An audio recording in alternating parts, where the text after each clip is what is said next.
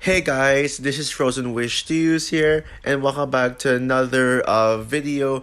And today, let's talk about the X-Men films, the Fox X-Men franchise. Since I've reviewed all of the Fox X-Men films on my channel recently, leading up to Deadpool Wolverine, I thought it would be appropriate for me to rank every single of one of these movies from the worst to the best. Now, yeah, I've actually grown to love the Fox X-Men films even more now. Yeah, sure, it's not as good as the MCU, definitely. And this is rather a hit or miss. It has its pieces of shit films, with one of them being one of the among the worst comic book films of all time. But thankfully, the best X-Men films overshadow the worst ones. So yeah, before I get into my ranking, I just want to give two disclaimers. One, I will not include Deadpool Wolverine on here. Yeah, I'm not gonna include Deadpool Wolverine. I know I've seen some rankings of the X-Men films that has Deadpool Wolverine included, but to me personally, I won't add it because it's not made by Fox and it's an MC movie. Sure, yes, the movie did sort of feel like a Fox X-Men film, but it is an MCU film, so the MCU ranking is where Deadpool Wolverine belongs. But if I were to include it on this list, spoiler alert, it's good. It's easily number one. But yeah, but I'm only gonna be including the ones that were actually made by Fox. With one of them being made by 20th Century Studios. Released by 20th Century Studios. And the second disclaimer, now there are 13 X-Men films, I know, but there are technically 12 of them that I'm ranking, mainly because there's one spot on the list that's tied. So yeah, I have 12 movies in here with one of them being a tie. So yeah, I know there's 13. So anyways, without further ado, if you want to know my ranking of all the X-Men films from worst to best, then just keep watching. At number 12, at the very bottom, easily, X-Men Origins Wolverine. Oh, sorry, X-Men Disaster Wolverine. Yeah, seriously. Fuck this movie big time. Yeah, this is the 1 0 out of 5 X-Men film. In fact, I actually retitled this to an extreme rant because, trust me, guys, my rant in this one was technically an extreme rant, but I just wasn't really ready to use the extreme rant titles back then. But now I'm ready to give extreme rants to movies that deserve to be called an extreme rant. And my god, yeah, this is one of the worst superhero films I have ever seen in my life. Holy shit, this movie is holy shit, this movie is just bad. Yeah, this is the most disrespectful they've ever been to Wolverine. Yeah, and especially fucking Deadpool. This. This is like the most disrespectful they've ever been to like Fox characters from the X-Men comics. Yeah, I've never seen X-Men like so disappointing. So disrespected more than this. And my god, the CGI is ugly, especially with Wolverine's claws. The action scenes are a joke. Are a joke. Yeah. Yeah, this is the worst Marvel CGI ever.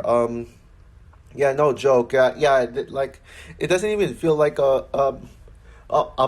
something Marvel would do. And it's just boring. It's not fun. It's excruciating to watch. It makes me just want to crucify myself, that one Wolverine variant in Deadpool Wolverine. Yes, yeah. Don't worry. It's not that big of a spoiler. Yeah, it's not that much of a spoiler. Yeah. Because it's not really a variant that will make you get up and cheer. But yeah. Yeah, and even Hugh Jackman's performance is shockingly underwhelming. Yeah, Liev Schreiber's as Sabretooth is the most overrated X-Men character. How the fuck do people like him? I don't get it. And yeah, this movie doesn't even have like a good female character. Like at least The New Mutants has Anya Taylor-Joy. This one has nothing. There is nothing worth of value in this disgraceful movie. This movie shouldn't even be canon to X-Men. I don't consider it. This movie does not deserve to be canon at all. But I mean, I just want to get this out of the way. So yeah, this is in my top. If I were to make my top 10 worst superhero films of all time, heck, arguably even top 5, this would be on it. And it is, besides Dragon Ball Evolution and Transformers Revenge of the Fallen, this is among the worst movies of 2009. Seriously, go fuck yourself. At number 11, The New Mutants. Oh, sorry, the boring mutants.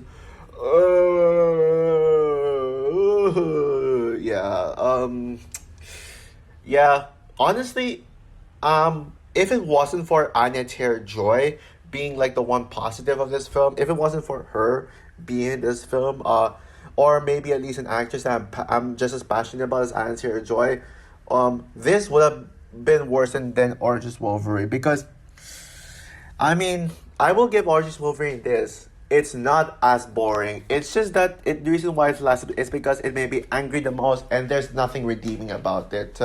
Yeah, but at least this one has redeeming quality. But out of all the X-Men films, this is the most boring and pointless one of them all.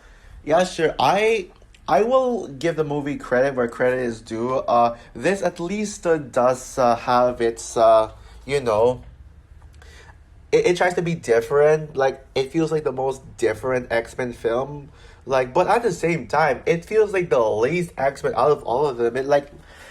Like this movie is 94 minutes long, and they do absolutely nothing. But all that happens is that these characters just run around the facilities and just they just run around the facilities and like trying to exposition dump is there and all that stuff, and what's worse is that the movie doesn't even take its time to let us know about these characters. And as a result, these characters are absolutely boring. They have no chemistry throughout.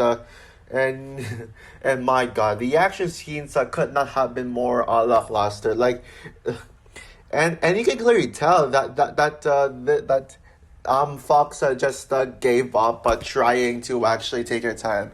And why even like reshoot this movie in the first place? When you actually find out the reason why this movie actually got delayed, then yeah, shame on you, Fox. It just makes it even worse, because it's because they don't want this movie to be R-rated. Yeah, despite the Deadpool movies and Logan existing. Yeah, way you go, Fox. Like, this is why would you not want a horror superhero film to be R-rated, yet you want Deadpool and Logan to be R-rated? How? This should have been R-rated, and this should have released in 2018. So that you could have gotten this over with. Yeah. But yeah. Yeah. It's number 10. Dark Phoenix. Yeah. Now, the best way to describe Dark Phoenix is that this is basically the the Madam Web of X-Men films, of Fox X-Men, where while it is a terrible film, it is awful. It is a tad bit overrated, because people view this as one of the worst things ever happened to humanity. And I know this is widely considered to be the worst X-Men film, but it's not that bad. Also, this is the Transformers: The Last Night of Fox Marvel as well. So it's my thoughts in this film are actually very similar to both Madam Web and Transformers: The Last Night. Yeah, and actually, on reflection, I actually bumped up my rating slightly to a 1.5 out of 5, which is a 3 out of 10. Yeah, because I actually just do think that it's not the worst thing humans ever made. It's not even in my top 10. It's not even in my top 10 worst movies of 2019 list. Yeah, some of the things that Dark Phoenix gets right, it does have some enjoyable moments. I actually do like the train action scene. I will say, I will actually admit, Magneto carrying this whole bunch of guns with his powers, and then just using hundreds of guns to shoot Jessica Chastain. Yeah, that was actually badass. And Yeah, you got the Magneto, like you're saying to Charles, you're always sorry, Charles, and there's always a speech, and nobody cares anymore. Great line. That just shows how much how fucked up how dirty they treated Charles in this movie. And of course Hans Zimmer score, like probably honestly my favorite score in the X Men franchise. Yeah, I mean it's freaking Hans Zimmer. You can't go wrong. I don't know why people say that the score is man doesn't give it a pass. Like that should be a positive, not negative. Like I yes, you can hate the movie all you want, but I just don't understand how anyone can not give Hans Zimmer score a pass. Yeah. But otherwise, yeah, this movie is terrible. Yeah, this movie just I'm not sure if it's worse than if the way they handled the Dark Phoenix storyline is worse than the last time or not. But yeah, but the problem with this movie is that it's a Frozen ripoff. Yeah, I know you're all gonna tell me, oh, you're just trying to make things up, just call random movies or rip off of random movies. But it's true, guys. It really, even looking at this film on an analytical standpoint, it really is a Frozen ripoff. With it really is a Frozen ripoff. With the Jean's character being way too similar with like Elsa. Elsa, yeah, James has the same arc as Elsa, where she was afraid of her own powers and ran away because of it. Mystique is basically like Anna, where she tried to convince Jean to come back and fix everything, but then Jean accidentally hurts Mystique because she couldn't control her powers, just like how Elsa did it to Anna. Only difference is that Jean killed Mystique and Elsa didn't kill Anna because like that will be fucked up if it happens. But yeah, also this movie's not fun. It's very boring to watch. It's so dull. And it feels rushed. At the same time, how can you make a movie so slow paced and rushed at the same time? Yeah, but this movie actually achieves the impossible. At number nine, X-Men: The Last Stand. Okay, now we're getting into territory, the not bad territory now. Yeah, none of these next few films are particularly bad, but I still don't like X-Men: The Last Stand. Yeah, I am still not the biggest fan of this film. Sure, yeah. I like Wolverine this one. And I like Wolverine this one, and I should acknowledge this movie for actually having Wolverine stand up and become a leader. Now, yeah. This is the film now where Wolverine becomes the X Men, where he actually stands up and becomes a leader. I think Professor X's death really works for me because it actually pushes Wolverine's character arc forward. Without Professor X's death, Wolverine would have remained the same. Yeah, because Wolverine, it wasn't Wolverine's decision, but he had to lead the team for Charles. And I like Storm in this one. I like how well utilized she is, and this is why she's one of the fan favorite X Men characters. And of course, this film has one of my X Men crushes, Kitty Pryde. Sure, yes, Jubilee is my X Men crush, and maybe X-23, but I'd say more of the MCU's X-23, not the Fox version. But yeah, Kitty Pryde is my Fox X-Men crush. Well, next to Jean Grey from Apocalypse. Yeah, I like the scene when Iceman and Kitty hanging out, and they both fit very well as a couple. Yeah, not a fan of Iceman and X Rogue. Like, I just don't really see them at work as a couple. But Iceman and Iceman and Kitty works. Yeah, I like the scene when like Kitty when Juggernaut chases Kitty. Oh yeah, speaking of Juggernaut, yeah, I hate Juggernaut in this film. Like, he's annoying. Juggernaut is so annoying in this film. Like, it makes me want to like have him shut up. The film is so messy and convoluted. Yeah, the writing is a complete mess. It doesn't know it doesn't know what storyline it wants to be. Doesn't want to be how do I say this? Doesn't want to be about the mutant cure or the Jean Grey or tackle the Dark Phoenix storyline. I will say though that the mutant cure is actually good. It's actually a good storyline on reflection, and it should have been just about the mutant cure. But the because the Jean Grey storyline does feel does the Jean Grey storyline does feel like shoehorned in. Like I don't like the reason as to why Jean Grey actually turned evil. I um okay. Good thing it's still recording. But yeah, I don't like the way they handle Jean Grey's character. Like she's just angry just for the sake of being angry, and I don't buy the fact that the Wolverine would actually kill Jean Grey like that. Like they could have actually found a way to stop Jean Grey, but and also killing a Cyclops. Oh my god, it's like what a joke. They and yeah yeah, Rogue's character arc just felt repetitive. I mean, she like apparently walks away from the X Men just because she's afraid of kissing someone because of what happened in the first one. Come on now, Rogue, Rogue just like apparently doesn't face her fears. Like, are you serious? And also Magneto, like he just I thought Magneto became an ally in X2, but then all of a sudden he just turns back into a villain in this film. Like, why? So yeah, okay, I think I'm spending a little too much time here, but yeah, this film is just very frustrating.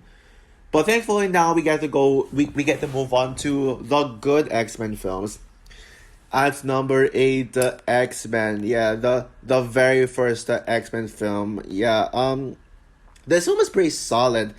I still think this film is good but not great. This film is good but not great. But ultimately, the reason why I consider it as one of the weaker X Men films is that it does feel a tad bit dated, and this film it's just one of the more forgettable X Men films. Don't get me wrong, it is enjoyable, but like there are things that they could have done better. Like they could have they could have at least gave this film a much longer runtime to actually establish these characters. And I mean establish all of them, not just Professor X, Wolverine, and Rogue. Yeah, the film is way too short. It's only like an hour and 40 minutes, but it should have been 2 hours. And it did feel so standard and safe.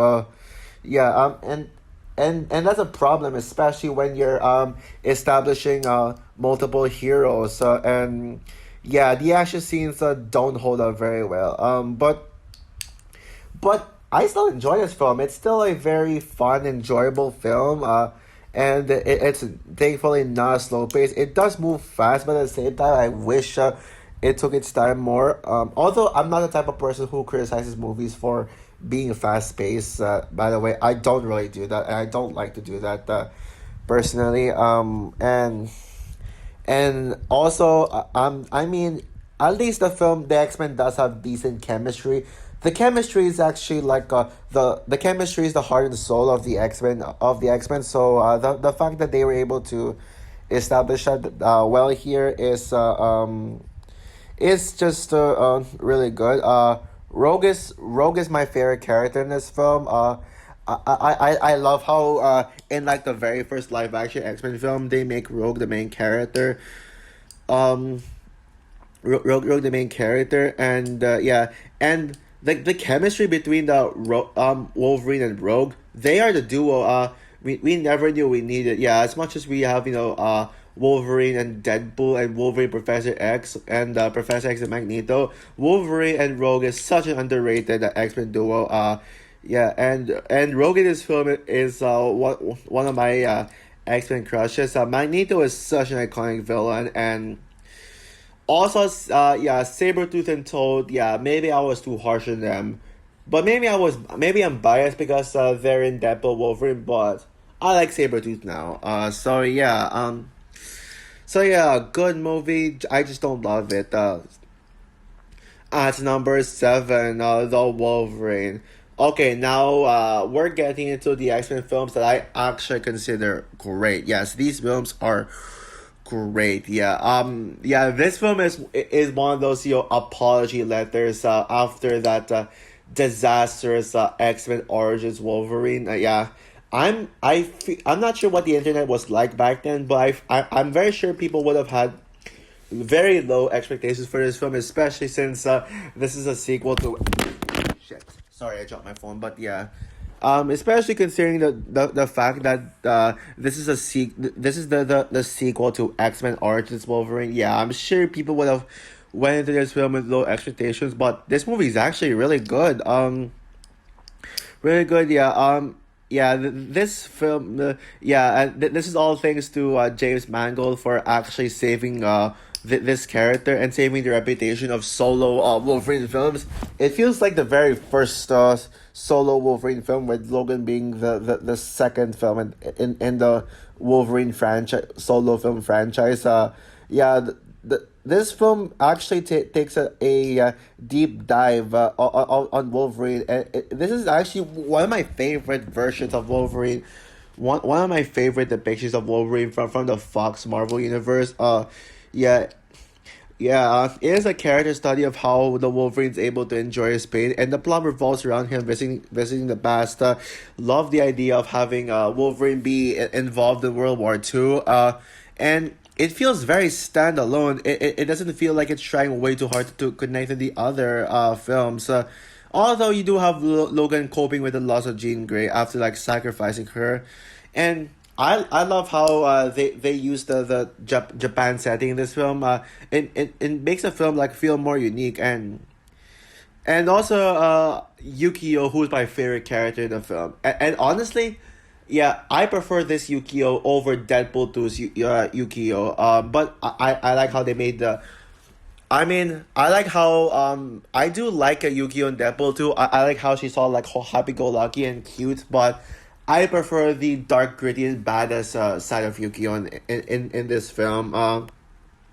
Yeah, because she's such a badass and easily the standout of the film. The action scenes are also great too and very gritty, especially with the Wolverine versus the Yakuza, which gave me John Wick vibes. Now, yes, we can all agree that the third act sucks, and honestly, Yashida is the worst X-Men villain for me. Yeah, my god, what a waste of a villain. And they don't even properly explain how he's the villain. I mean, how the guy who Wolverine saved in World War II turns out to actually be a villain. They don't really explain why he hates Wolverine when Wolverine actually literally sacrificed himself to save him during World War II. So yeah, great film. Probably one of the more underrated X-Men films. It sucks that no one talks about this, and people should. At number six, the most underrated X-Men film, X-Men Apocalypse. Yeah, I do not understand the hate for this film, and what's worse is it's just people claiming that this killed the X-Men franchise when it didn't. Yeah, sure, X-Men Apocalypse is not great. X-Men Apocalypse is not great. I mean, it's not like perfect. Well, actually, I think this movie is great, but it's not perfect. It's not perfect. There are some flaws here. Yeah, and I do wish that the X-Men discovered Apocalypse's existence early on in the film. Yeah, because yeah, since they discovered about Apocalypse's existence like only like in the third act like of the film, which is it could have raised the stakes more if they knew the apocalypse existed. The apocalypse was out there back then. Well, technically Charles knew about apocalypse like earlier in the film, but he doesn't really tell anyone. Maybe he should have told the other X-Men about apocalypse before. I hated what they did to Jubilee. And especially when X-Men 97 made me a Jubilee fan, it makes me even more upset that we didn't get a proper live action version of Jubilee. Probably the worst thing about the film. And while yeah, Magneto was technically Quicksilver's father in the comics, I still don't like the idea of having. I still don't like the idea of Quicksilver being Magneto's son. I never really bought into that. But damn, this movie is just a lot of fun. Yeah, this is such a fun movie. While it is a step down from First Class and Days of Future Past, it still like maintains the fun of X-Men. And as a result, this is one of the most fun X-Men films. It's not trying to be First Class or Days of Future Past. It's not trying to recapture the masterpiece that those two films were, but rather it's just trying to be harmless fun. This film is just such a blast, and it's harmless fun, and the chemistry between the X-Men, the younger generation of X-Men, it's one this is one of the best chemistry between the X-Men, and this is one of the most X-Men X-Men-ish X-Men films, especially when it's not really like where some of the other X-Men films feel more like a Wolverine film or a Professor X film. This one feels like it's about the X-Men all together. And yeah, and this film just really put a smile on my face, especially with Quicksilver's sweet dreams are made of this. Yeah, Quicksilver's moment to shine. And the final battle, X-Men X-Men versus Apocalypse. Yeah, one of the best final battles.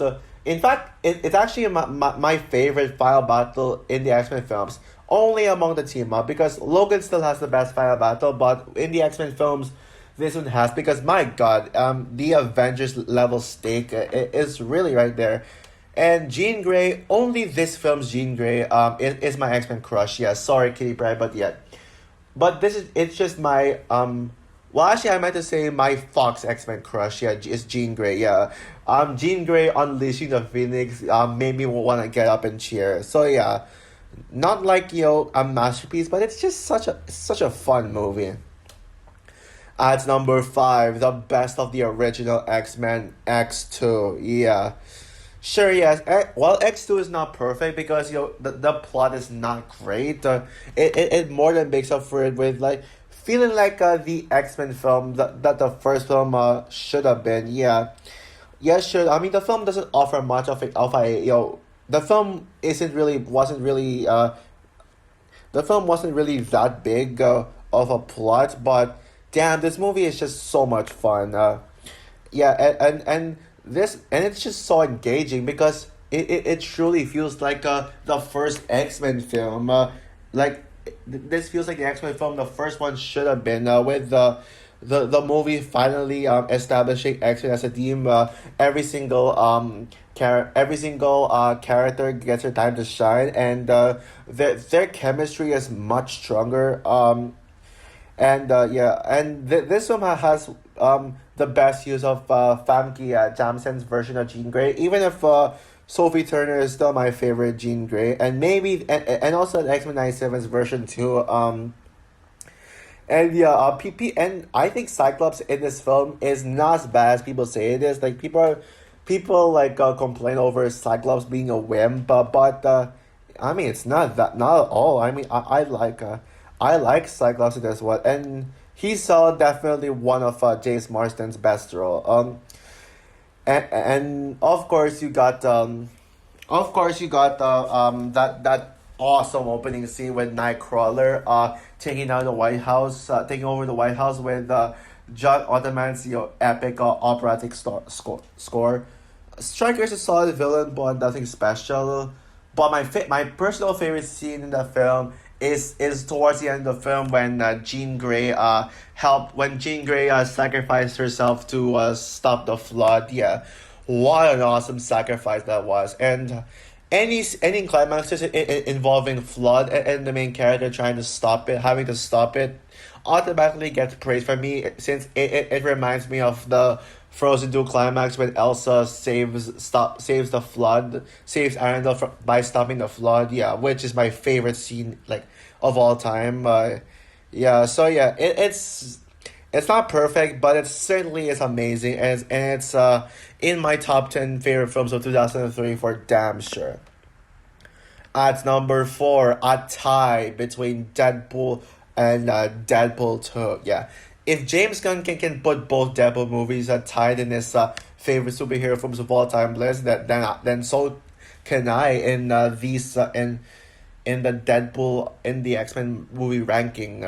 Now, yes, one thing's for sure, Deadpool Wolverine is the best in the trilogy, but yeah, these first two Deadpool films are also just as good as each other. I think I can't really decide on which Deadpool film I prefer, but I will say that I slightly give the edge to Deadpool 2 because Deadpool 2 is just more rewatchable.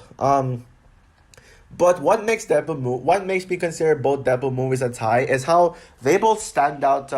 They both stand out in their own rights. Yeah, they both have a moment where they stand out from the rest. The first Deadpool film, is better than the second as a comic book film. As if you're going to the film for all the Deadpool stuff, for all the awesome Deadpool fast-paced, slick, and stylish action, and Deadpool making fourth wall breaking jokes, and Deadpool just being Deadpool. And as a film where you just want to see this character do justice, this film does it better for me, as it has better action. Comedy, I'm still not sure. I still haven't decided on which Deadpool movie is funnier. And when it comes to Deadpool making fourth wall breaking jokes, but again, I have no idea which is funnier. But the action and villain wise, this one does it better. The action scenes are a lot more engaging on this one. I like how stylish and fast it is. And it really gets you pumping. And Angel Dust is still my favorite Deadpool villain. I will. Well, technically, yeah, Cassandra Nova is now my favorite Deadpool villain, but Angel Dust is one of the best X-Men villains. Heck, Angel Dust would actually be my personal favorite X-Men villain. Period. Yeah, Angel Dust is just slick and badass. Angel. So action villain, this one better, and as a Deadpool film, when you want to watch this film just to see Deadpool be Deadpool, like with this, this does it better. But as a film, Deadpool 2 is better. Deadpool 2 has better writing. I think they make way a more compelling character when it comes to writing, because they actually challenge Deadpool. And it has my favorite character in the first two in the Fox Deadpool films, Cable. Cable, yeah, Cable is just awesome. I think Deadpool 2 is just more heart. Deadpool 2 just has more heart to it. I wouldn't necessarily say Deadpool 2 is better than the first one, but I'm really happy to say that both of them are equal, because you can it's really hard to decide on which Deadpool movie is better, Deadpool 1 or 2. So yeah. At number 3, X-Men First Class. X-Men First Class is awesome, and I actually prefer this new team. I prefer this new team of this new generation of the X-Men better than the old generation. This is genuinely one of the best prequels ever made, and it just keeps getting better and better and better the more I rewatch this. This definitely deserves the spot as one of the best X-Men films, and heck, it's one of the best movies of 2011 too. And it's almost as good as the best X-Men team movie, which I'll certainly get to later, and it does come close.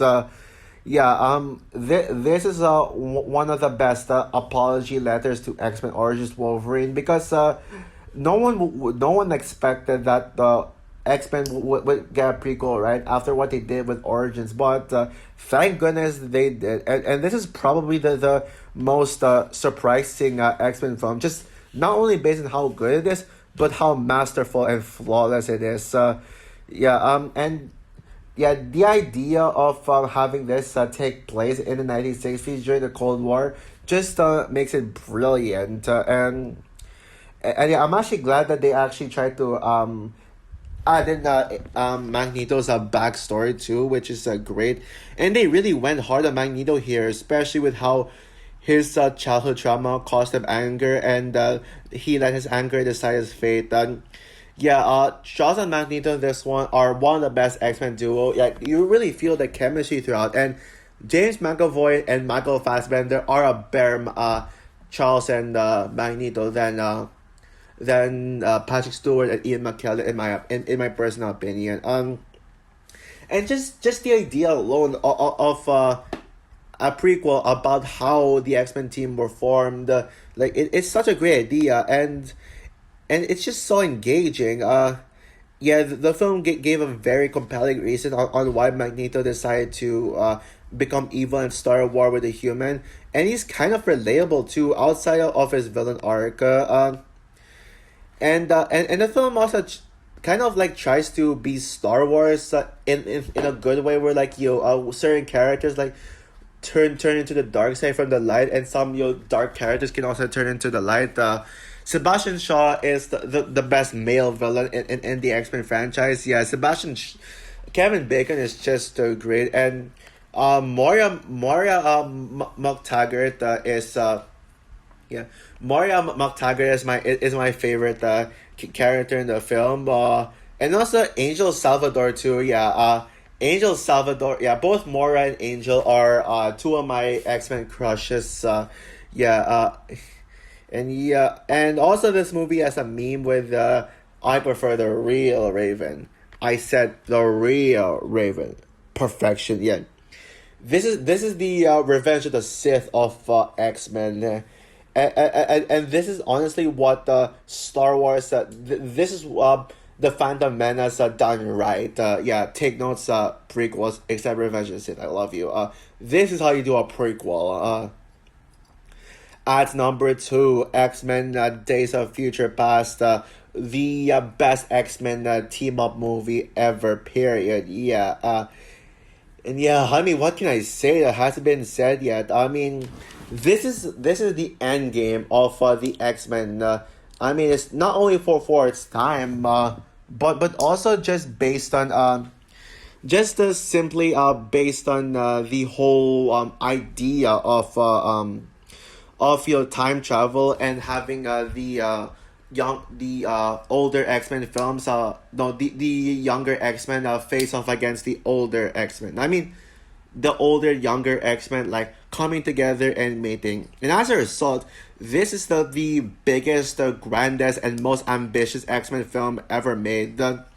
Just seeing both generations of X-Men together and have them crossover, this feels like an X-Men event. And this film also has like this risk of turning a prequel into a reboot. Yeah, it all started off as a prequel with First Class, but now this film just changed everything and became a reboot, which is how Apocalypse ended up and Dark Phoenix ended up becoming X-Men reboots. And yeah, it's done really smart. It could have been convoluted and messy if it fell into the wrong hands, but actually it's very smart and very engaging, and also thought-provoking, smart, complex, touching, and emotional. Yeah, the scene with with Patrick Stewart's Charles Saber talking to James McAvoy, and he's like, just because someone stumbles and loses their path doesn't mean they're lost forever. Oh man, that is so touching and emotional. And yeah, and also this film is basically a Professor X story, but this has one of the best character arcs for Professor X, because it's about his redemption and how he's at the lowest of his life, and he goes from a broken hero to back to like the hero he was, and as a result, this is basically the last Jedi of X-Men, but actually even better. And James McAvoy gives his best performance. Period. Same goes for Michael Fassbender, and especially when he's like, "I don't want your suffering. I don't want your future." Yeah, this is some of the best X-Men lines ever. And there's such great action scenes too. But the action scenes aren't actually the highlight of the film. It's the writing and the emotional moments that really make this truly the best X-Men film. So, and yeah, and of course, yeah, this film is also one of Wolverine's best. Yeah, I'm actually glad that we got to see Wolverine here. This film just gets better the more I think about it. And actually, I'm gonna say this right now, this is now officially my favorite movie of no, my favorite comic book film of 2014. Yeah, sorry, Winter Soldier and Big Hero 6, but this film has taken both of your places as the greatest superhero film of 2014. And it actually came really close to being number one, but yeah, you all know what's coming. And my number one favorite X-Men movie is Logan. Yep, what a masterpiece this is. Logan is my Dark Knight. Sure, I love the Dark Knight, but Logan is my Dark Knight. It is one of the greatest comic book films of all time. And even though Deadpool Wolverine is better in my opinion, I will admit that Logan is a better made film. And yeah, and that's the reason why this is unanimously agreed upon to be the best X-Men films. Yeah, this is one of the most different and unique superhero films I've ever seen. But not only that, but it's one of the most gritty and grounded comic book movies ever. There is a reason as to why this got a well-deserved nomination for Best Adapted Screenplay, because the writing in this film is just so good. James Mangold is the best X-Men director, and this film made me a James Mangold fan because not only did he save the reputation of Wolverine with, well, the Wolverine, but he also made this masterpiece as well. And James Mangold has the best understanding of Wolverine, and his approach to Wolverine is just incredible. It's so incredible. I love how this felt more so standalone-ish, especially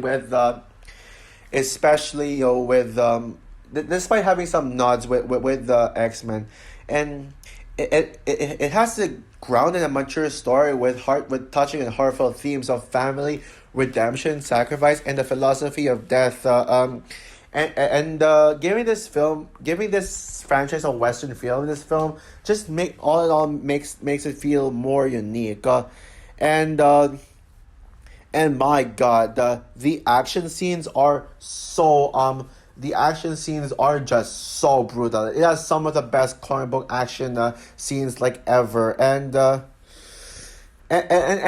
even the slower paced moments. I know some people say that this movie is very slow paced, but actually I think the slow paced moments are still engaging, and it feels very fast paced, and the 2 hours and 17-minute runtime just flies by. Hugh Jackman and Patrick Stewart are amazing. Hugh Jackman gives his best performance as Wolverine, tied with the Deadpool Wolverine's Wolverine. And Patrick Stewart gives his best performance, period, no competition.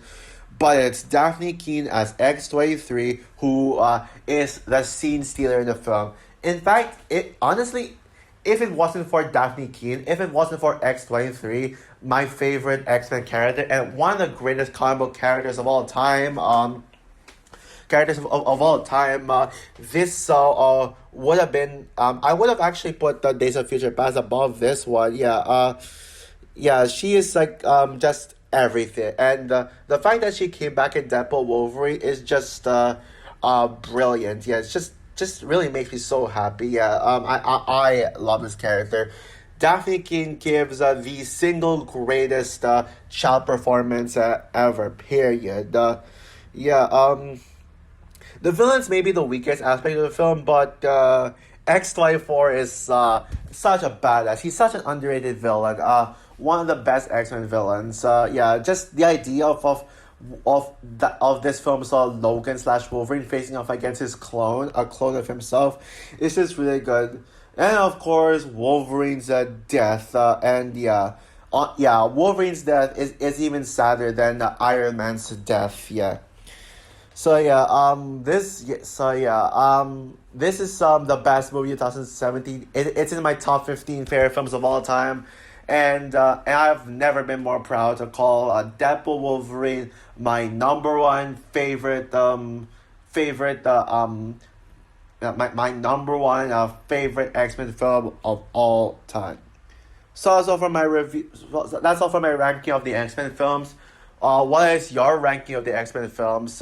Who agrees with me that Logan is the best one? And well, technically, I'm sure it's unanimously agreed upon. But who agrees with me that X Men or just Wolverine is the worst X Men film ever?